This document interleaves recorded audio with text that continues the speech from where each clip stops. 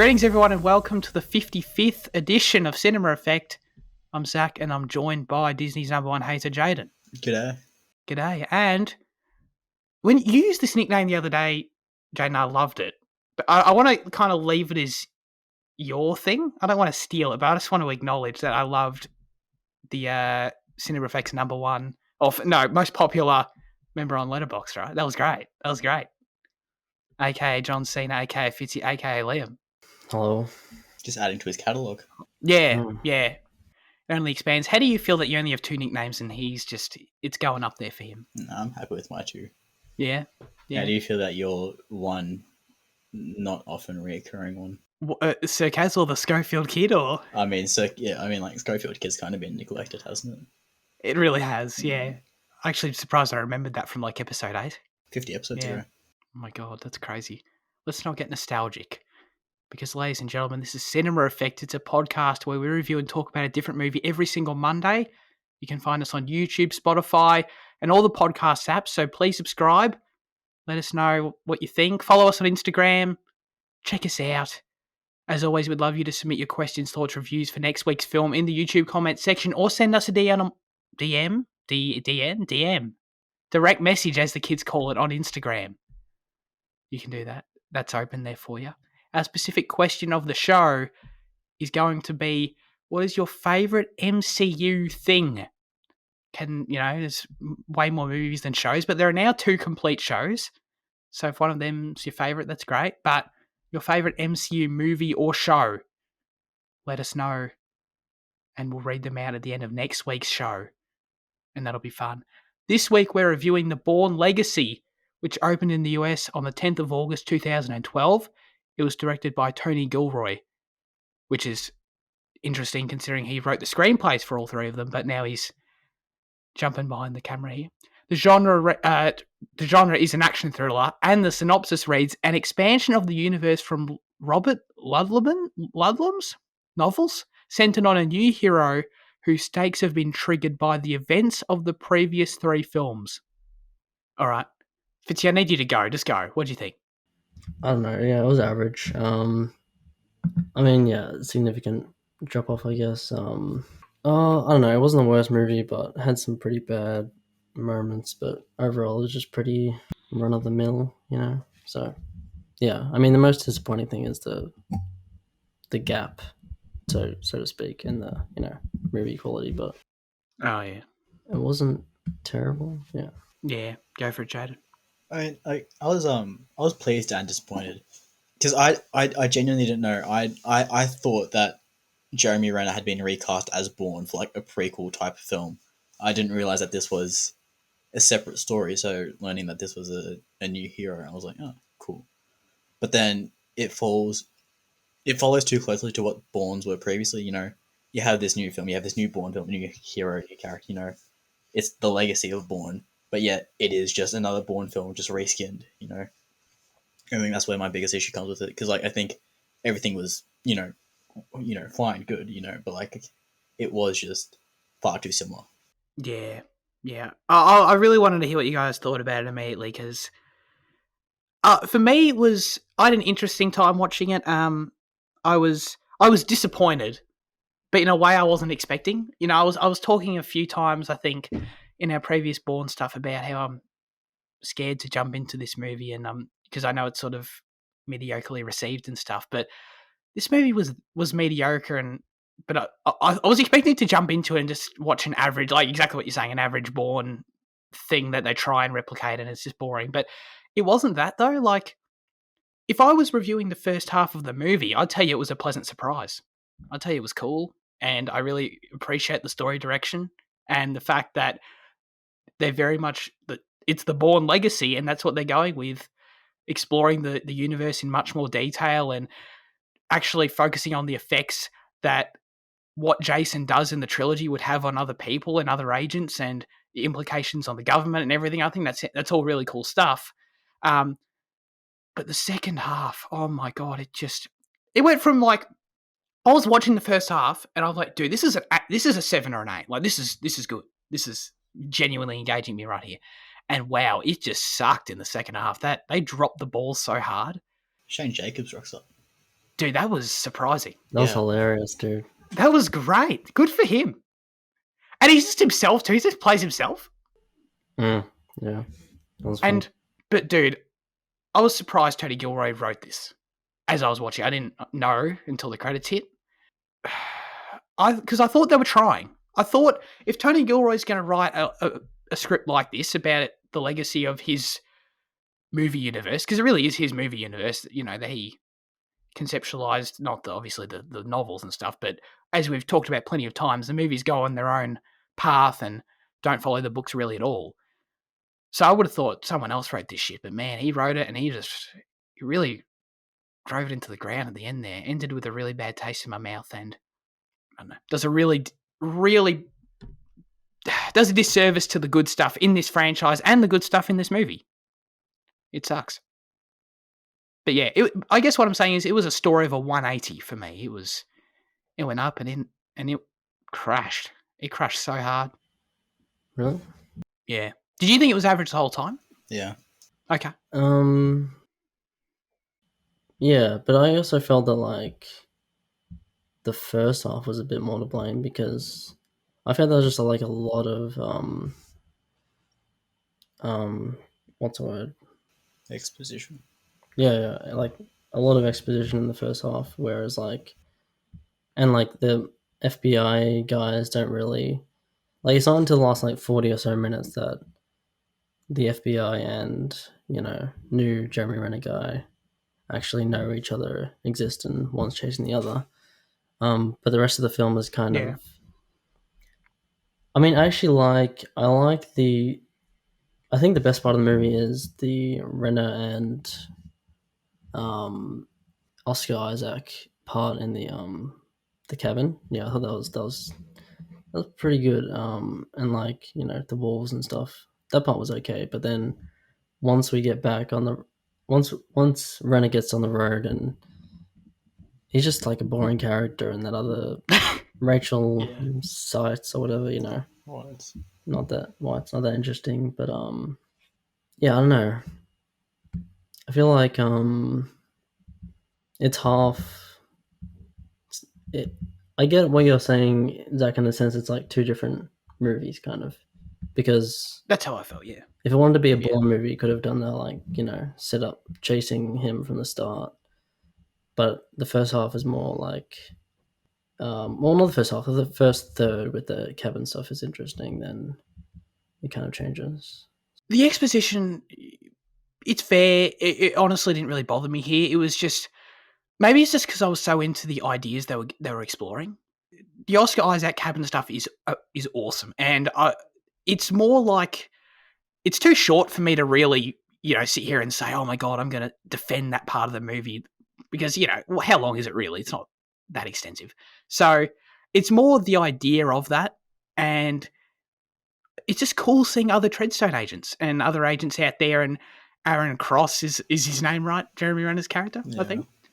I like all the flashbacks we get with him earlier on, and he's sort of developing a mind of his own, is sort of his arc. He's sort of developing a conscience, and that's the reason he's sort of out on this snow patrol, and he meets with Oscar Isaac, who's clearly been through the same thing. They're out in the woods. But then it kicks all into high gear when they're out there, and the government tries to bloody... Poor Oscar Isaac got obliterated by that missile, just completely destroyed. When the government tries to take them out as a direct result of Jason Bourne in Ultimatum, his actions threatening to expose the entire organization, so they just try and, read the evidence, terminate everyone. And I think that's a cool plot for this movie. And Wait, was Renner Treadstone, Blackbriar, or something else? he was... They called him Outcome... Is Outcome the same as Blackbriar? Or is it a different thing? He was Outcome 5. I think Outcome's different then, because like that med thing wasn't a Blackbriar thing either, was it? I think he was, but there was near the end when you get to the Asian agent, he's like a different. He was yeah. Yeah, they call him something different. Larks. They call him Larks. Larx. Yeah. Terrible. The funny thing was he wasn't even that great. Like No, he sucked. He just chased him. He kept missing. He kept fucking up. He kept falling off his bike. Like, Yeah, when he's he goes like, like right into the fruit market, flies yeah. into it. They set him up as like, an agent better than a Bourne or a Treadstone agent, like no emotions or whatever. But he's just, gets kicked off a bike by a civilian. So But that was, yeah, and that was the only thing that made him unique was the fact that he had no emotion. Like, so he's just Terminator basically, but he's shit Terminator in this movie, in this third act. yeah. Is his whole thing, dude. Oh, that was terrible. I thought the whole third act was borderline terrible. Like the whole, dude, what a total underwhelming action sequence. Like the whole thing, it just sucked. Yeah, Really sucked.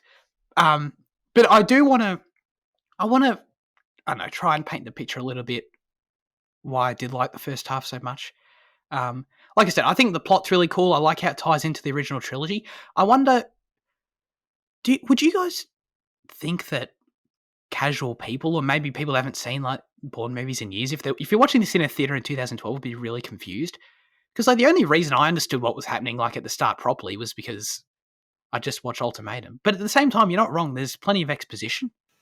But No, I think you should be able to grab onto this.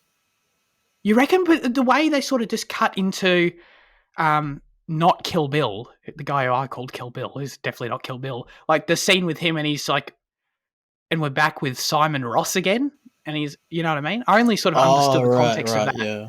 Because that's what kickstarts the plot, you know? If you've seen the first three, you should be able to be brought up to speed, but if you're going into just Legacy, you won't be able to pick it up. Yeah, maybe. But sorry, that's what I liked about it. I liked that, and this is the distinction for me between the first and second half, is that the first half isn't just another Bourne movie to me. It isn't just, you know, Jason Bourne wannabe goes on an adventure. It's like, no, this is a continuation.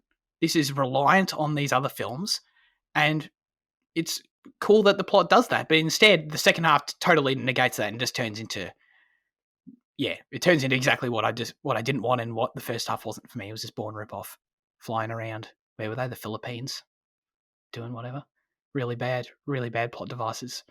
I don't know. It was because it was the thing for me of the Oscar Isaac character was cool, and the little shots we get of other Treadstone, Blackbriar, whatever, dude. I'm just going to call them Treadstone agents. There's like 80 agencies, but the Treadstone agents, the other ones that we see sort of across the world, the way they get terminated. Rachel Wise's little doctor appointments I liked, more world building, and I liked the scene where they all get drugged, you know. Stuff like that, that's sort of just adding to the universe here. I was enjoying all that stuff. What about the doctor shooting up the facility or whatever? I thought that was okay. I thought that was quite tense. Yeah. I thought that was an 8 out of 10 scene. I thought that was a great scene. I was genuinely, as I was watching that, I'm like, dude, people don't like this movie. This is tense. I was in. I was like, this is great. Nah, but I totally get it after watching the rest of the movie. But I appreciate you shouting that out because I really liked that. I thought that was a really good scene. And it got me invested in Rachel Wise's character and her trauma, like, convincingly for the rest of the film, which I think the film does do a good job of that.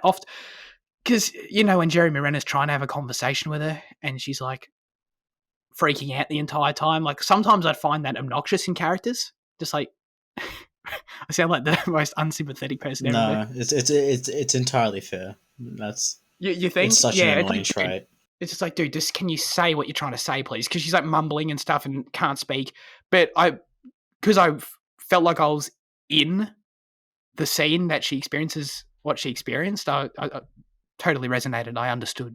So at what point did you start withdrawing from it then? Probably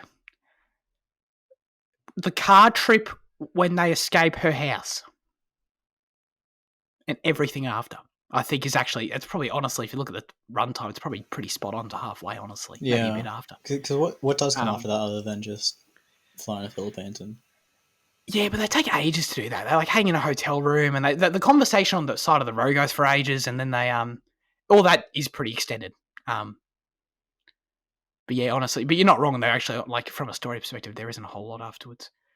So that was my turning point. I liked the scene at the house. I thought Jeremy Renner had that cool kill when he like scaled all in one shot. He scaled the house and like dived through the window and shot the guy. That was a cool shot. Wait, is that what happened? Wait, hold on. Is this the when he first? Wait, sorry. Was that later on, or was that the first thing that when the first kill he got? No, it wasn't the first kill. Definitely wasn't. Because when he first came in, did he just burst out of a cupboard or something? Yeah. So was he hiding in the cupboard or some shit? Like, Yeah. He was Okay. waiting for it in the cupboard. okay, Yeah. right. I was so confused. I was like, how the fuck did he get there? Where'd he come from? Yeah. No, he was, but that was fine because the movie made the whole thing. Which, oh my god, I can't. The whole thing in this movie is that he needs his chems. It's like it. He needs his chems. It's like, but Bourne never needed chems. What is this? You know, But it's a different age. It's a different program, I guess. I know, but it's just. I don't know. It didn't work for me. And then the whole, I didn't understand the motivation in the third act. Really, he says he has the conversation. He's like to make it permanent. Yeah. Yeah. To make his blue chems, his intelligence, the psychological ones, right, to boost them permanently. But And why? his physical status, I think.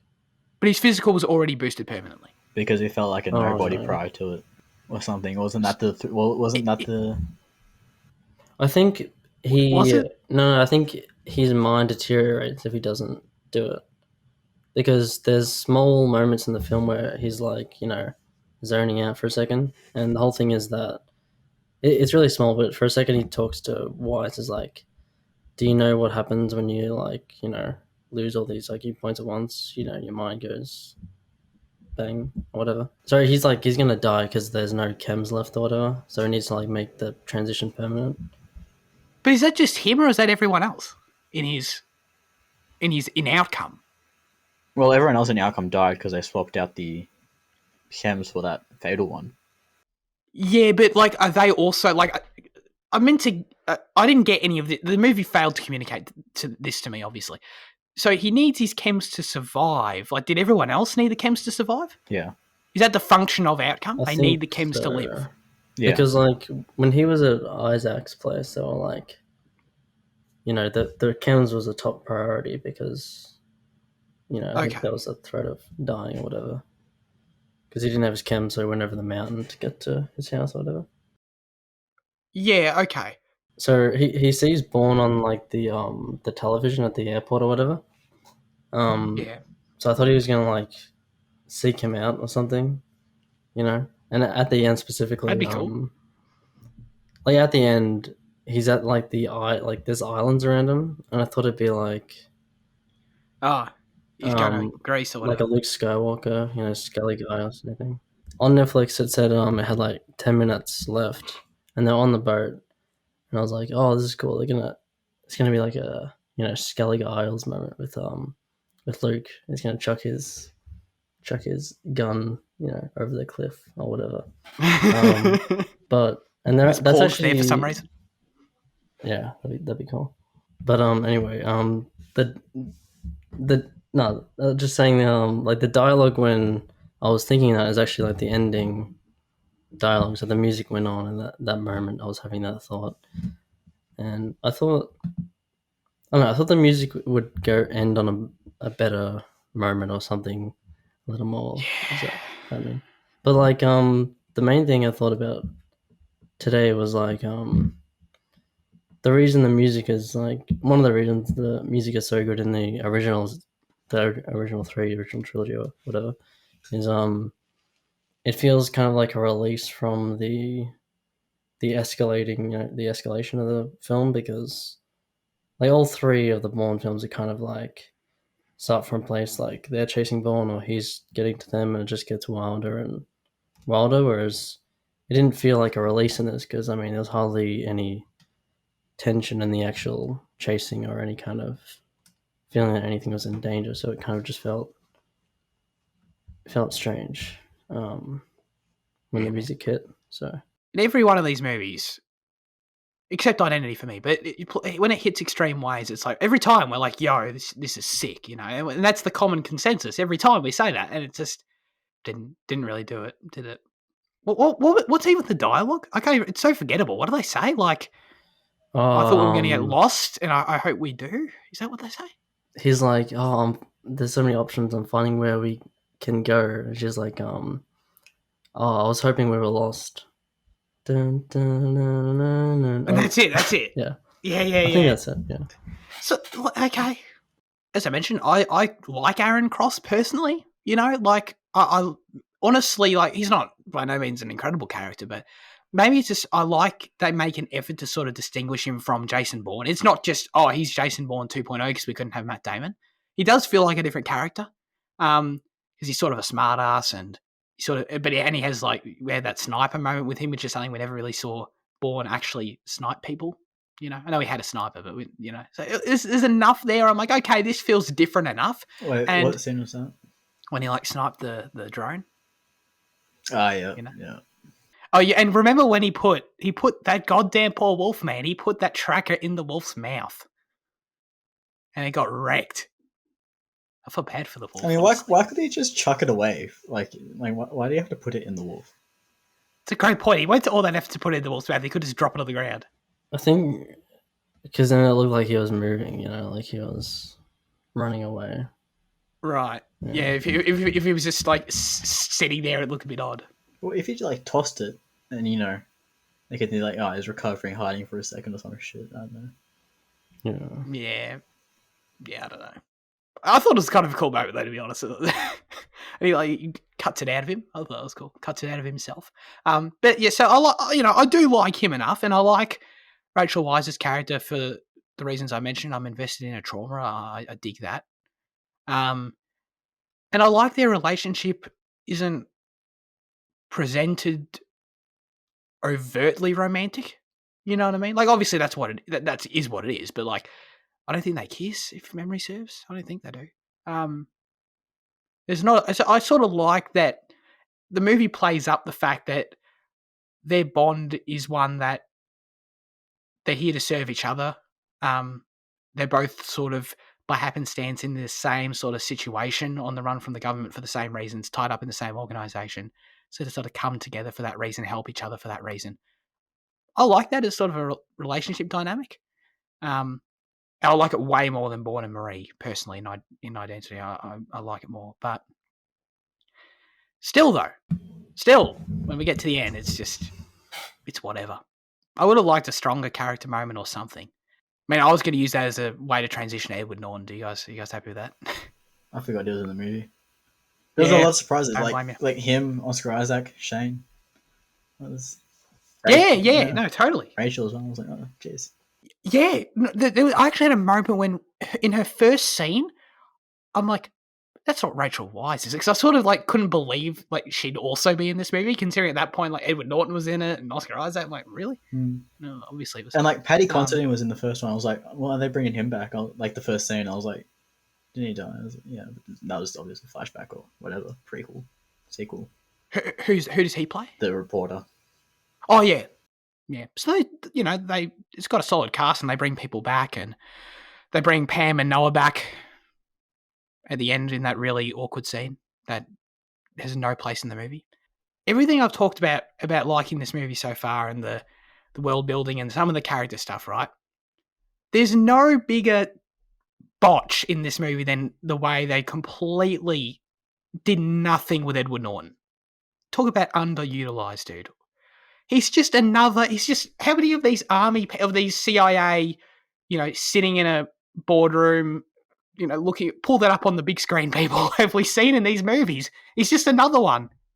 I was let down by it. I was really let down by it. Especially, I thought at the start he had a different sort of gravitas to him. I'm like, okay, this is cool. We're setting up perhaps probably the strongest villain we've seen in the series so far. I'm like, cool. The scene that he has with Jeremy Renner when they're, I don't know where they are, overseas somewhere, and he has a conversation with Jeremy Renner. And that's like in the first act. That's pretty early in the movie. So naturally, my cogs are going, okay, these two have a past. They have a relationship. They're setting this up. And it's going to, the film is sort of going to build around their dynamic and their sort of face-off. They never interact again. They don't speak. As Fitzy pointed out earlier, I think, or maybe one of you pointed out earlier, very rightly, like he only understands that he's alive like in the last half an hour. That's Edward Norton, understands that Jeremy Renner is alive so late? I think he's kind of miscast because, I mean, I think in every other movie I've seen him in, he plays like a normal guy or someone that's not like he's always got a normal guy-ish What you call the quality. Hulk a normal guy? Yeah. Like a civilian sort of level. I know. Yeah. I get what you're saying totally. And you know that could just be like a, I don't want to say typecast because I Like guess it's what, not an typecast archetype if in you're your brain normal, for but him? yeah. You know, maybe he can act outside of that, but it kind of feels like, you know, I don't know, he's a bit miscast, I guess. What did you think of him, Jade? Any particular thoughts? Just sort of forgettable. No, I honestly forgot he was in it until you mentioned him just then. I was, because like he kind of plays the scene. It's what you're saying. He's there for the first 20 minutes, pretty prevalent, but then falls into the background. To me, it felt like someone else wrote the first half of the movie. Like, who writes that scene in there where they talk to each other and then not in any way wish to pay that off or wish to explore that the relationship more? They clearly have some sort of understanding of. They have a relationship. They know each other. But like, why? It doesn't. They don't even have the story that unfolds. They don't need to know each other. It doesn't make any. It's just so bizarre, weird choices. And I don't know. I think there's so many. Considering the fact that where the story goes, the whole thing ends up just being about old mate Jeremy Renner needs his meds, so they go to the Philippines to get the meds, and then they escape, and that's literally it. There's nothing else to it, and it's just so unsatisfying. I never want to be one of these people that's like, I could have done it better, because Lord knows I'm not a screenwriter, okay? But just, it's not hard. Take the first half. First half of the movie is fine, okay? And I'm telling you, I can rewrite this. I can restructure this for you, okay? Even if you wanted to keep most of it the same and like just switch out the ending to just be someone interesting, have one of the two, one of either Jeremy Renner or Rachel Weisz die, just something, you know what I mean? To have the other then have to, I don't know, something like that. That's not a specific idea. My actual specific idea is that you freaking use Edward Norton when you cast him, and you have the whole movie. You keep the first half the same. Keep the scene where they talk to each other. I really like the scene. Edward Norton says to him, like, bro, if you're in this, he says something to the effect of, if you're in this, you've sort of got to forget your conscience. Just, you know, this is what we're doing. It's cast aside. Don't think about it. Is essentially what he says, right? He essentially says, suck it up. Just kill the people. Kill the human beings, right? Cool scene. And I think it works for what Aaron goes through. But, man, make this movie. Change it. Make it so, like, they both become aware of each other's. Aaron is very much aware and talking about the fact he knows Edward Norton is coming after him. Edward Norton knows that Aaron is alive way earlier. And you have the whole thing of, like, these two forces in the plot are, like, leading to an obvious face-off in the end. They're like, you know, Jeremy Renner's running away, Norton's chasing him the whole movie, and then they have a confrontation at the end. One of them dies or something. I don't know. It sounds way more interesting. And then you can actually have more flashbacks with them, show that they got along at some point. Now I'm just doing fanfic, but Kind of sounds like you know how in the first John Wick, how like Wick and Michael Blomkvist's character like meet on like the pier at the end and it's raining and it's like a big confrontation and like Wick's been chasing him the entire time and now he's got to face him. Is that kind of what you want? Sure. Yeah. Just something to make this conflict interesting, because it's really not. That would, I think, it would do something the Bourne franchise has never done, and that's sort of actually play off of, not just have another CIA boardroom guy, actually play off of the fact that he has a relationship with the main character. Add that into the dynamic, add that into the conflict, adds a bit of tension, you know, if you sort of know what both sides are doing. It just fell flat. I was thinking of any way for it to make this remotely have a bit more depth from a character perspective. That's not bad, yeah. Started change.org petition, get it reshot. Yeah, release. Oh god, dude. I was going to say the Gilroy cut, but this is the goddamn Gilroy cut. I don't want to see this shit. Now we're gonna make a cinema effect cut. The Cinema release the Cinema make our cut. own legacy movie. They I don't know what studio finances this movie, but they put in $50 million to make the cinema effect cut. And we're like on set. I'm like on set directing Jeremy Renner. Like, we just scalp all the money and like use Lego to like, you know, do some action scenes or some shit. Oh, sure. Yeah. 50 million in our pockets and that's it, you know. I mean, we could always just have Luke as Jeremy Renner, and Andy plays the Asian guy. There you go. Yeah. Of course. Yeah, yeah. He plays bloody. Oh my god. Oh, I can't talk. I can't rant about him again. We already did that. Talk Although about like. he shouldn't be. If it was, I mean, he probably shouldn't be in the movie if we were to remake that. You know. No, God, no. Oh my lord. No. I'd play Shane Jacobs. Sure. I wouldn't play his character. I'd play him. Yeah. I'm about as attractive as Rachel Wise, right? So I can be her. You know. Oh. Yeah, just almost. Yeah. And then I don't know. Fitzy can be Oscar Isaac. Sure. Edward Norton. Oh, he can be Edward Norton. Yeah, that's cool. Yeah. He can be my rewritten Edward Norton.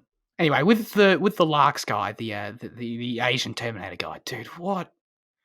It's the most generic third act beat person thing to throw into the plot, right? Isn't it? Like Jeremy Renner's on the run. He needs something to fight in the scene. But it's like the movies knows this. So you literally, like, in the last 15 minutes have Edward Norton like have to narrate this scene where he's like, there was another program, an even better, more powerful recruit. It's like the show. We've never seen this guy before. It's terrible. It's so bad. If you're writing this movie and you get to the third act and you realize you need this goddamn Terminator person, could you at least have the courtesy to write a scene with him in it in the first act to make it not seem so random, you know? Oh, at least you could say, oh, I've seen him before. Edward Norton can call him and say, be on standby or some shit. Honestly, that sounds like terrible when we say it like that, but like it would be better than what we got. Do you guys like the scooter chase scene? I think I already said I don't like it. Oh yeah, that was pretty bad. It was just a lesser version of it. Everything in this film is essentially a lesser version of previous stuff. Yeah. From a plot and, I mean, like I said, there's scenes I like, but from a plot and action perspective, totally. I appreciate that they tried in the premise of this movie. In the execution, definitely not. But I appreciate that Fitzy touched on it. Like, I appreciate that they tried to do something that was like a pre-sequel, tying it in, adding to the universe and all that, instead of just getting Matt Damon back and doing another one of these, you know, like instead of just having a band reunion, which I fear is what the next one's going to be. And especially considering that, trivia. Wow. Originally, a fourth installment for Jason Bourne was planned. However, Matt Damon and Paul Greengrass didn't like the script. Paul Greengrass didn't want to return as director, and Damon would have returned only if Paul did. So after that, Tony Gilroy would rework his script into a Bourne spin-off. So this was meant to be just another Matt Damon movie. You know? Which I think we can agree after Ultimatum would have just felt weird. Like, that was such a solid conclusion, you know? Like, I don't need to see Matt Damon again. No, it's a trilogy. In another story. Exactly. Which is funny saying that, considering that's literally the next movie we're going to do in the series, is Paul Greengrass and Matt Damon. I think, yeah, I said it all and repeated it multiple times, so I'll give it a 5. Thought it was average. Should have been so much better. Fitzy? Yeah. 5 out of 10, yep. Jaden? Same. Hey. It's like one of the few occasions where we can agree. Yeah. I mean, usually we're in like a similar ballpark, but really land on the same numbers. I was going to make another comment, but we're truly done with this movie.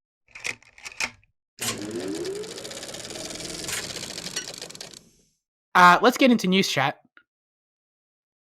There's a fair bit to get through, but we'll see what happens. Michael Keaton is 100% Batman in the Flash.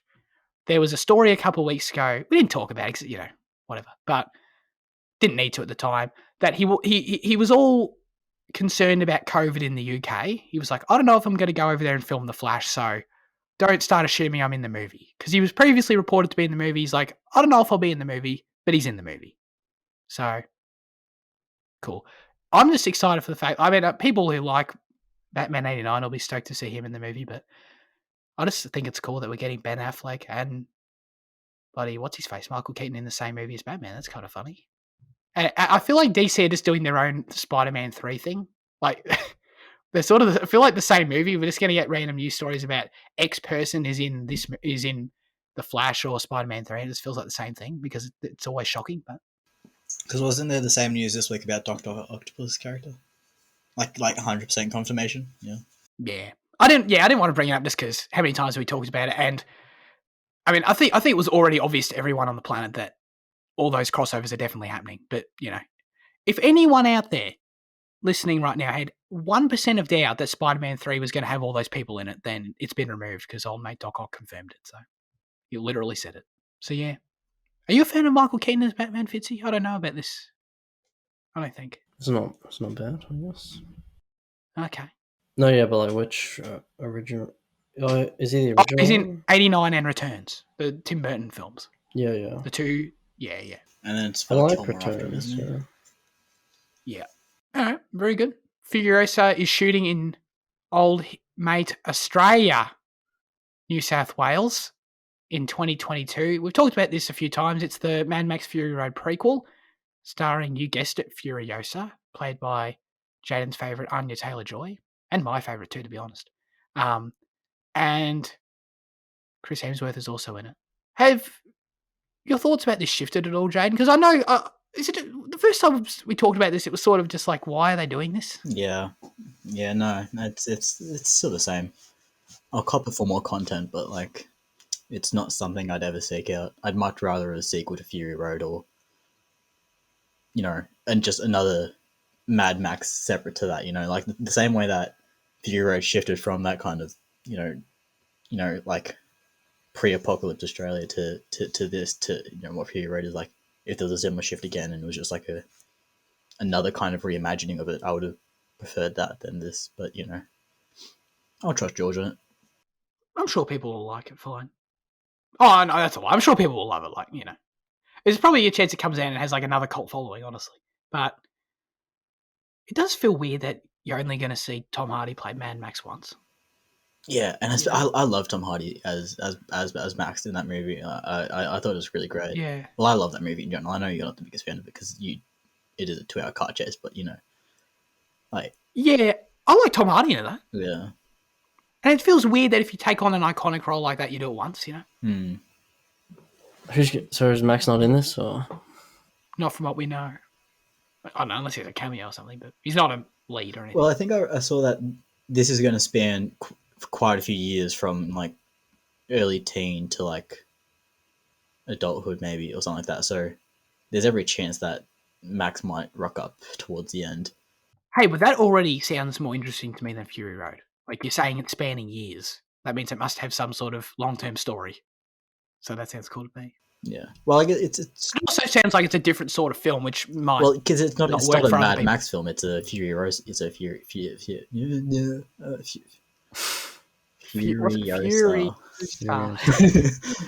Leviosa.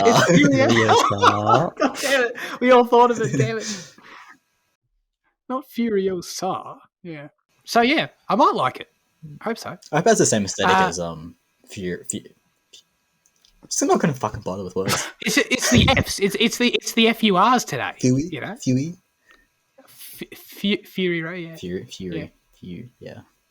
Powerpuff Girls live action. It was just the screenshots, right? I think we kind of got like some kind of basic like character poster type things, and like some like behind the scene photos of like them shooting some kind of action scene. And it's a movie? I think it's a CW show. I'm pretty sure. Oh, okay. That recontextualizes it a bit Makes for more me. sense. It makes a bit more sense, doesn't it? Yeah. Okay, so there's a Powerpuff Girls live action CW show. Or television show. Yeah, I'm pretty sure it's CW. Are you a Powerpuff Girls fan, Fitzy? No, I don't think I've seen anything. That's a question I never thought I'd ask you, but here I am. And you are, obviously, Jan. I mean, as a kid, yeah, it was one of the classics. What are their names? Bubbles, Buttercup, and Blossom. Oh, Bubbles. Okay. What's their... Haven't they got, like, a villain? Yeah, I think Mojo. I'm just trying to think. Oh, is he a monkey? Yeah, there's some kind of suffix to it. I'm pretty sure it was like there's something prior to it or post. I can't remember. Like, it's something Mojo. Mojo. I think it's Mojo. Actually, yeah. Okay. But like, I think everyone's scared of like what he's gonna end up looking like. He looks like Planet of the Apes and from the 60s or whatever Yeah, that it's was. like some cursed human hybrid fucking thing. Oh my god, that'd be terrifying. Yeah, cool. Get like Jim Carrey to play him like the Grinch. That's what he's gonna end up looking at as, honestly. Yeah. The Witcher season 2 is happening this year, confirmed, which I'm very excited about. They finished shooting a few weeks ago, and so I'm excited about this. I personally wasn't certain it was coming out this year. I thought next year, but It yeah, I'm pisses me stoked. off that every time I go on Netflix and it's like in the worth the wait section, it's like The Witcher, Ice and Blood, or whatever the fuck it is. I'm like, Leave me alone. we have not seen a single thing about it, and you're constantly here promoting it. Just get out of my face. Fuck, I hate it so much. Fair enough. That show was huge for them, I think. I think it like, and I'm glad because how many Netflix shows do we talk about and hear about all the time that just get cancelled because there's that many of them and they sort of just fall by the wayside? But any plans to watch? Anyone? Yeah, I said I'd watch it. I've seen the first half of the first season, so I said I'd continue once season 2 came out. So yeah. Yeah. The season 1 finale is like a hype as shit moment. It's just like it's like an end game hype moment. It's not that good, don't get me wrong, but like it's got a sick bro. But the main reason I thought the show was solid season 1. I enjoyed it. I wouldn't rave. But the reason I'm really excited, and no spoilers, but is the fact that season 1 finished adapting the short stories. And we officially, season 2 is moving into the novels, which means like season 1 felt a bit all over the place because every episode was just a random little adventure because they're adapting the short stories. Now we're actually moving into the core of the continuing narrative. So that's why I'm really excited. Book 3 to 7 or something. Yeah. I think that's right. Yeah, season 1 adapted the first 2 short story collections. Yeah. Okay. So in that sense, like season 1, that's why I thought it was like, it was good, but it was basically just sort of character setup. All right, let's talk about some trailers. The Devil Made Me Do It. This is a Conjuring? Cool. Yeah. What do you guys think? Tell me about it. Thought it was good. I like the second Conjuring, so I haven't seen the first one. Have you seen them all? Oh, okay. Well, No, yeah. I know the second one. Is there more than that? Well, there's 2 Conjurings, but then there's the whole Conjuring verse. Oh, okay. Right, and this is another How many of those are there? So you got the 2 Conjurings, 3 Annabelles, the Curse of the Weeping Woman, and the Nun. So I mean, like you got. Oh, okay. You've There's got a lot. quite a few. There's a lot here. Yeah.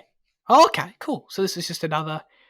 Does this directly tie more into actual Conjuring 1 and 2? Or? Yeah. So this is a direct sequel to the first 2. Oh, okay. So this is essentially Conjuring 3. It is Conjuring 3. Oh, cool. That's exciting. What do you think, Jaden? Yeah, I thought it looks pretty good. I think The Conjuring is kind of like, the pedestal for mainstream modern horror. I think what the first 2 achieve is really great. And I think, when you look at the second Annabelle film and stuff, I think there's, really great things you can grab onto in the series as well. So I'm really keen for this one. I think, I love the stories of Ed and Lorraine Warren. I think that there's some really cool shit in there. So I'm very keen for this one. Are they played by anyone of note? Patrick Wilson and Vera Farmiga. Oh, okay. Oh, yeah. Jaden didn't watch the Shang-Chi. I think you meant to say Shang-Chi. I don't honestly know. Shang-Chi, whatever. Did you watch it, Fitzy? Yeah, I watched it. What do you think about it? Looks alright. Looks interesting. Looks good. Yeah. Did you not watch it as a Marvel? I watched it. fan? Oh, okay. Yeah. I don't know how this happened, by the way. How did I turn into Marvel fan? You know what I mean? Like I feel like for years at high school I was like the one that wasn't on the MCU train, and I feel like Endgame just did it. It just converted me. It was the opposite for me because I was the one that was on it, and then right? Infinity War and Endgame rocked around, and I fell off it, and you kind of took my place. And I think Thor Ragnarok sort of started it for me. Like started the this is cool, and then yeah. I mean, I used to really be into the early stuff was like when the Avengers and stuff were coming out. Dude, I forgot to say when I was rewatching the Winter Soldier, there's a warning at the start. There's product placement in this film. I was like, that's brilliant. The fact that they have to acknowledge like the placement's so obvious and like someone must have complained or some shit that they have to acknowledge the fact that there's product placement in that film. Like that's funny as fuck. That's weird. Oh my god. Michael Bay would shoot someone if someone made him do that in his movie. Right? Oh yeah, about the trailer. Yeah, sorry. I don't know. I feel like I've had a weird arc with the. No, you're right. That was funny. I've had a weird arc with the MCU. So, but Shang Chi, I don't know. Yeah, it looks cool. Looks well shot. I know they shot a ton of it in Sydney, I think. So that's cool. Or Melbourne too. They shot a ton of it here. I know for sure. I don't know where, but I don't know anything about this character at all. He's like a samurai. He's like a kung fu dude or something. He like martial arts. So all right. Yeah. You know, that's all you need, really. So he's like a martial arts dude, and he's got I don't know. I assume he'll get super powered somehow by something. That's neat. With the adaptation of this, do you think the MCU will ever end? It's a solid question to ask, and to nitpick it, will it ever end? Yes. Will it end anytime soon? Yeah, No. the thing is, like they can get away with adapting these stories now. These not these tier B stories, and they know they can get away with adapting and make hundreds of millions and stuff. They're at a point where they can just keep on doing whatever they want. Yeah, totally. And if the stories resonate with people, it's cool.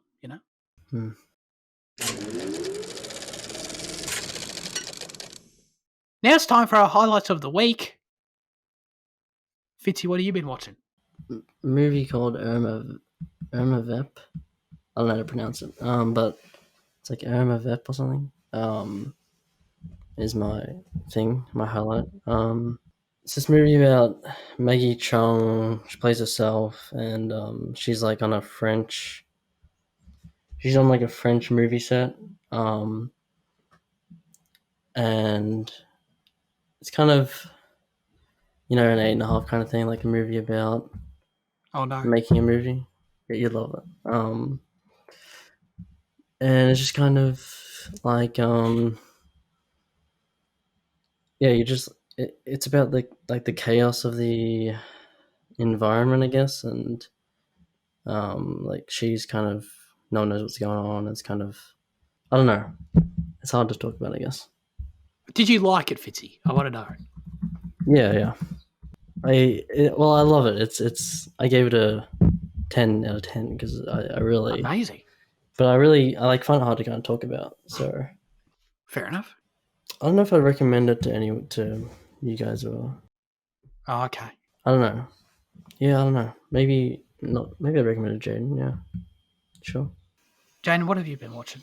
Dude, I watched a Netflix new movie, Love and Monsters, the one with Dylan O'Brien and Jessica Henwick and and Michael Rooker. And I just wanted something. He's great. Yeah, and I just wanted something that was a bit easy to watch because I don't know, I was kind of you know when you want to watch something easier. And I just thought this would be kind of teen trash, but it's so good. It's genuinely a good movie. It's one that I think you'd really appreciate, Liam. I reckon you could get behind it too. It's funny, it's endearing, it's tense at times when it needs to be. It's it looks so good as well, like the monsters and the overall the overall world design. The script is really funny and witty and dude, the dog that's in that film is probably the best animal actor ever. It is so precise in its movements and intelligent in the way they direct it and the way they've trained it. It's really amazing that this is an animal doing those actions, not I don't know, some CGI shit.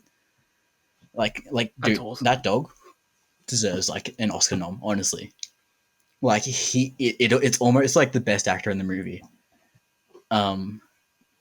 But it's a really brilliant story overall, and it falls into moments of melancholy. There's this one scene later on in the movie where he's kind of talking to this robot, and and it's such a odd scene to elicit that kind of emotion, but it does it, and it does it so brilliantly. And yeah, it's just a really great film, and I love the way it's highly stylistic in in its flashbacks, and I really appreciate the way it's done because what's that effect when if you turn it up all the way you can see the colors coming out of the lines, you know what I mean? Is it I'd have to, is I'm it sorry, I when have to see it. you can see a bit of the red or blue on the side? Yeah, that happens to my computer sometimes, when I'm watching something normal. Probably It used to shouldn't be happen, happening. but yeah, it doesn't have as much. Yeah, regardless of that, like the way that they use that for the flashbacks is really cool, and yeah, it's just a really great movie. It's truly like one of the better Netflix originals, because it does just grasp you immediately and like takes you away a bit. Awesome. Dude, I don't know if you could have possibly sold me more. I added it to the watch list right away. As always, now we hand the show over to you with our question of the show. Last week we asked you, what is your favourite Australian movie? What was your highlight of the week, Vinny? Oh, literally should have said at the start. Nothing, didn't watch anything. Luke says The Castle is one of those movies which has become a part of Australian culture. It's funny and witty. It has great quotes, that it does. I haven't watched it in a while, but I still remember it quite well. Beneath Hill 60 is also a good Australian movie, albeit not explicitly set in Australia. Well, that's fine. It's an Australian It's movie. an Australian. It was also a nice movie we watched at school. Call back to last week's question. I think I responded to Luke's comment with Tiffin, which, how else could you respond, really? And he said, honestly, there are obviously a lot of better Aussie films that I've seen myself. I assume he's referring to like Australia here. Because you bloody go through, you're totally right about that, Andy. But my favourite one is definitely BMX Bandits. I've never heard of this. That's just the one that popped into my head first. It's meant to be a fun, cheesy kids movie and doesn't take itself seriously. This is also Nicole Kidman's film debut here, at least I think so, and a much better Nicole Kidman film than Australia. Oh, I get it. The other Australia, yeah. So I was right. You were referencing at the start. That was good. That was good structural comment stuff there, Andy. Good stuff. You may check it out on Amazon Prime Video or Foxtel Go. Jaden may have seen it before. The power of Letterboxd. Okay, so he knew that about it. He scoped you out there. It's pretty entertainingly weird, but cool. The villains are stupid but funny. The three lead characters are likable. The Aussie accents are pretty heavy. Probably should have just committed to saying plenty and it would have worked fine. The bike stunts, editing and sound effects altogether are so corny, but feels just right for an 80s film. Plus, there are teenage boys in this film that sound like they belong in 1930s Australia. What does that mean? Are they like really racist or something? Do they speak with like 1930s narrator voice? You know that voice? I love that voice so much. It's so good. So do I. I wouldn't even dare attempt it. But you know what it's like. You go like deep and speak overly British or whatever. Wait, deep?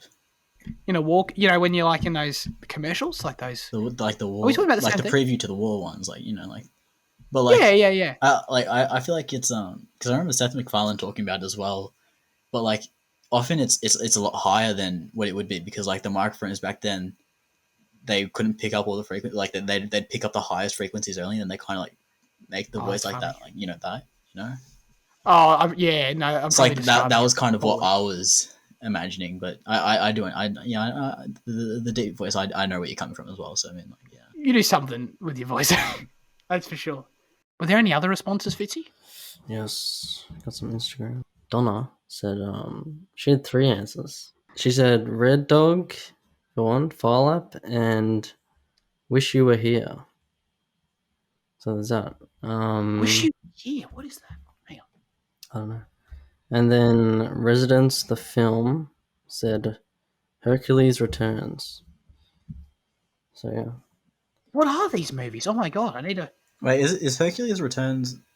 That's not the Dwayne Johnson one. It's the other one. It's the Sam Worthington one, right? Oh, it's a redub. Australian film buffs redubbed the 1964 Italian cheapie Hercules. Samson, Maciste, and Ursus are invincible. Okay. It's an Australian redub of a Italian film. That's hilarious. Can you imagine? You can just make any movie Australian that way. Just redub any movie and just get like us to redub it. Well, no, Just do Good, the bad, the ugly. sounds great. Woody Allen did the same thing for his first movie, because like he turned like a Yakuza crime drama into like a comedy type thing, just by redubbing it. I mean, like fuck Woody Allen for him, but like it's a pretty creative way of getting your film out Yeah, there. that's weird. Was that Banana or something? What's up, Tiger Lily? Oh well. Anyways, my favourite Australian films. Shout out to Red Dog. Haven't seen it in years. Always really liked it though. And just by pure score, Relic's up there for sure. I mean, I probably like the Castle just from a enjoyment level more. To be honest, like the Castle's probably number one, but Relic's a solid movie. So yeah, what about you, Jaden? The thing is, like, you need to find an Australian film. I was talking about it with Luke on like Wednesday night, because on this, like on Letterboxd, you click on Sort by Australia and it says like The Great Gatsby and like The Invisible Man are Australian films. But I get that they're a cast and crew of Australians, but I'm going to define an Australian film as an Australian story, which is I think more fair. So I think going by that criteria, and eliminating that stuff, I think like Animal Kingdom ends up quite high. Mad Max and Berlin Syndrome kind of. But it's kind of hard to yeah, I think Animal Kingdom probably stands. No, Mad Max Fury Road does. Yeah, no, I'll say that. I truly love Mad Max Fury Road so much, and I mean like, it's kind of ambiguous as to where the story takes place, but I mean because of the Mad Max history, it is Australia, and so yeah. That's cool. No, I totally best definition ever. It's Australian story. That's why I like Invisible Beneath Hand Your does 60 not count. is, Yeah. Because Spooky tried to say, it's not a setting, but like it's an Australian story. Totally. Yeah. Fitzy? Mine is Mary and Max, which is it's an animated film. Animated by this guy who went to Victorian College of the Arts or something, some subsect of Melbourne University. I think he made it all he pretty much animated, directed, edited, whatever, did a lot of the work on it. And it has Toni Collette and Philip Seymour Hoffman, I think. And oh shit! Really? Yeah, it's really great. It's like a relentlessly depressing movie, but it's really creative and written really well, really smart. It's basically about this Australian girl. She writes letters to this kind of atypical guy in New York. And the letters are really depressing because the girl has this really bad home life kind of and home situation, and the guy in New York is kind of like neurotypical. He finds life really difficult, and so they just kind of write each other these letters to like deal with their lives, and the movie's just kind of about their connection and follows them throughout the years, throughout the little girl growing up and stuff, turning into an adult and stuff. And it's animated really well. It's got a really great soundtrack. I think you might have even heard the soundtrack from somewhere, because it's like really kind of, I think it's pretty popular, pretty iconic. And yeah, it's a really great animated film. So yeah. I'm so glad we did this question. I've learned about like 3 movies right here I've never heard of. All right. Very cool. The more you learn. That's it for this week's episode of Cinema Effect. Thanks everyone for tuning in. Fitzy, next week's film is... Well, next week's film is not a film. It's a TV show. What? Yeah. What? It's called Cinema Effect 2. It's called Falcon and the Winter Soldier. It's a Disney Plus production. So yeah, all the episodes are now on Disney Plus. Check that out if you wish. Write a review. Why not? And, yeah. It's popular. We know you've seen it, all right? That's why we're doing this. We're being hip with the kids. Well, Andy hasn't seen it. We know you've seen it. Oh, Andy can binge it. That's fine, I can just go over there and force him to binge it. That's fine. But we know you've seen it, so write in your review for it. Just an extra encouragement there. We want to hear what you have to say, because I'm interested to talk about it personally. But yeah, whatever. Anyway, thanks a lot, guys, for joining me this week. Much appreciated. Think you can do better than a Writers Guild person, whatever they are. Yeah. Hey, Tony Gilroy is awesome most of the time. So I'm not saying I'm better than you, Tony. I'm sorry. But man. Anyway. I loved how genuine your nod was then too. I love this video component. I just saw it was like, yeah. I felt that nod, We'll catch you all next week. Have a good one and goodbye.